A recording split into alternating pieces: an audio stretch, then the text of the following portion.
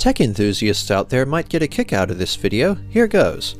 I'm a retro Mac collector and OS 9 hobbyist. I'm less of an Apple fan than I used to be, as my main computer is now a great Windows 10 PC, and Apple has been making some pretty greedy and stupid decisions lately.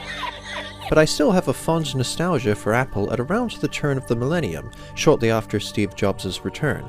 That was when Apple had the best balance of design, power, and performance. Back then, in the late 90s and early 2000s, Apple made beautiful machines that ran well and had high specs. Seriously, the colored G3 iMacs were awesome 3D gaming machines, with specs at least on par with a Nintendo 64. The G4s were even better. Nowadays, Apple computers are still beautiful and run smoothly, stably, and conveniently, but lack the processing power they once had, especially in the graphics card department, unless you fork out $6,000 for a Mac Pro. OS 9, which lasted 2 years from 1999 to its discontinuation in 2001, was the last release in Apple's classic series of operating systems, and is still a pretty excellent operating system. It may be fairly slow today, but it's still very fluid, well organized, and easy to use. My collection of retro Macs includes a purple G3 iMac, 2 G3 PowerBooks, a Wall Street and a slightly more advanced PDQ model, a titanium G4 PowerBook, and a couple of iBooks, and my mother owns an eMac.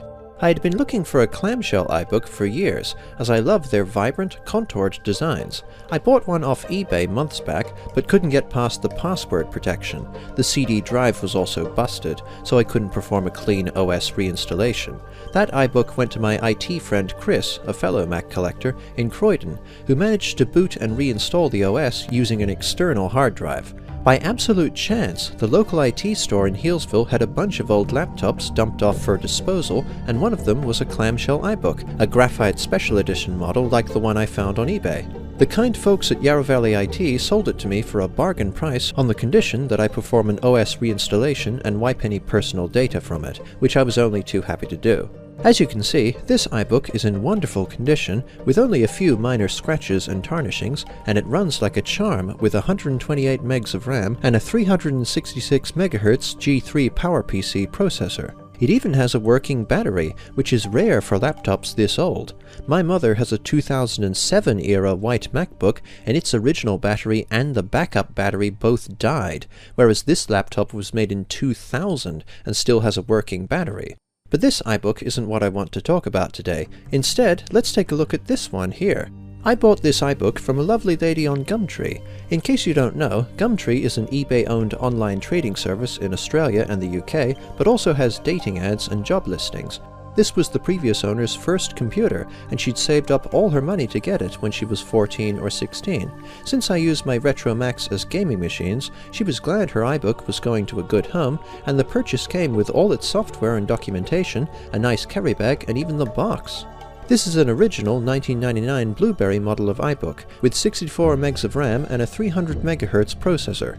Although, come to think of it, the Firewire Indigo iBooks have more of a blueberry color than the so-called Blueberry iBooks.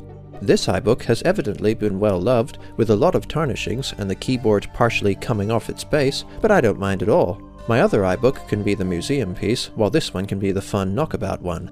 Getting this Blueberry iBook to run was a major challenge, let me tell you.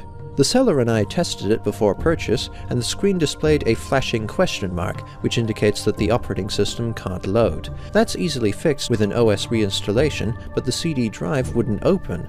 The next day, I and my friend James at Yarra Valley IT determined that the drive motors are working, but can't push the tray out. If you press the internal button and pull out the tray, you can use the CD drive.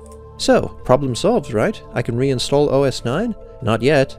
When the OS 9 installer told me to select a drive to install OS 9 onto, there was nothing to select in the drop-down menu. This means that the iBook's internal hard drive is either too corrupted to be usable, or it doesn't even have one anymore. I'm good at tinkering with old Mac software, but I'm wary I might break something in the iBook if I open it up to check if it has a hard drive. Later, I searched for drives in the Apple System Profiler and found that yes, there is no hard drive in this iBook.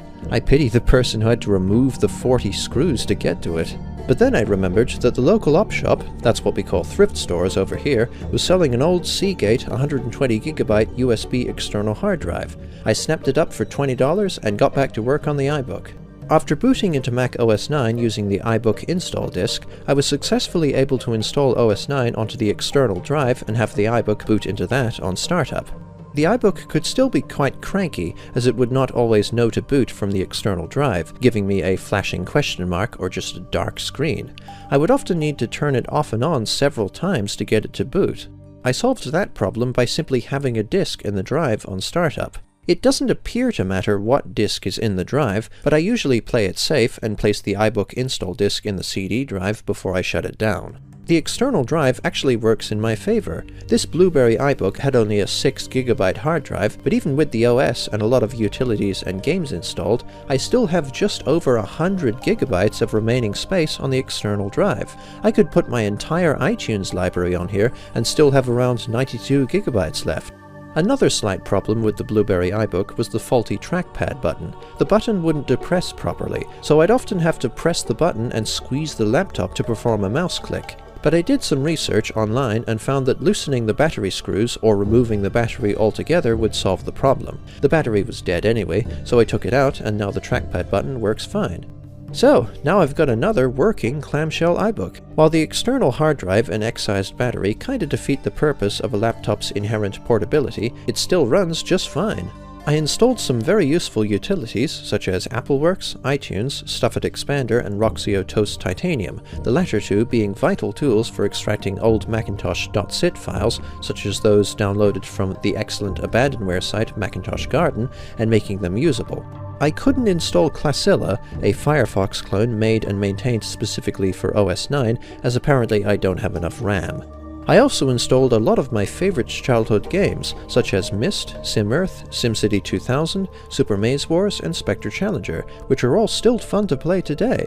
Escape Velocity by Ambrosia Software is a diverse, narratively deep, and challenging space sim in which you can explore the galaxy, pledge your allegiance to different factions, and live as a trader, galactic hero, soldier, or pirate. Escape Velocity should appeal to any fan of Elite Dangerous or anyone feeling scorned by No Man's Sky. Harry the Handsome Executive, another Ambrosia game, is full of witty humor about corporate bureaucracy and tactical, satisfying top-down combat. It comes across as a hybrid of Indiana Jones and Dilbert, but gets very trial-and-error tedious in the later levels. I adored Bugdom, developed and published by PangeaSoft when I was little, and this is mainly what I'm referring to when I say that the old iMacs and iBooks were great 3D gaming machines. Bugdom is just a fantastic action-adventure game, brimming with whimsical personality, smooth controls, and beautiful, wildly imaginative design. In your character Rolly's quest to liberate the backyard from the invading ant army, you'll be navigating a perilous pond on a water skimmer, fighting wasps while riding a fire-spewing dragonfly, making your way through a beehive, and so many other clever set pieces. This game was apparently on the iBook, or at least the install disk, all along, and the seller never got to play it. I only wish she had, as it's a wonderful game. I wonder if anybody from my country, Australia that is, remembers this. Tales from the Kangaroo's Crypt is a piece of Australian educational software produced by the Federal Department of Communications and the Arts, and was sent to every primary school in Australia in 1997. My primary school, Christmas Hills, had a bunch of copies. Styled like a point-and-click adventure game, Tales from the Kangaroo's Crypt has you exploring an abandoned zoo a couple of centuries in the future, with various exhibits on fossil excavation, continental drift, Australian ecology, and invasive species, but also allows you to travel back in time across 4 billion years to witness prehistoric Australian life. It's informative and even rather atmospheric, but has some clunky mini-games. Now this is a curious relic. Mac Format is a British monthly magazine for Mac users published since 1993, and every issue came with a disc containing shareware, previews, and applications. One preview in the June 1998 disc is for an unreleased point-and-click adventure game called Millennium Diner. It's a weirdly prescient preview in that it anticipates the Mayan apocalypse craze, but it also has a mild Twin Peaks vibe in its juxtaposition of the paranormal and aliens with a small-town diner. This game was supposed to come out in 1999, but it never materialized. The web address doesn't exist anymore, and I can't find a single speck of information about it on the internet. This is a rather big tangent, but I've also been trying to remember the name of a relatively recent, early 2000s, kinda dark British or Australian children's show about psychic children in a run-down, grungy, semi-apocalyptic future. And no, I checked and it's not Chucky, Powers, or the Tomorrow People. If you know what the show is called, I will be forever in your debt. So, now I have a second working Clamshell iBook. It was a rather big ordeal getting it to run, but I had fun bringing some technical ingenuity to this device, and it's another great computer from what I consider to be Apple's golden age. This was fun. I might make more of these tech videos. Stay tuned. Thanks for watching. Cheers.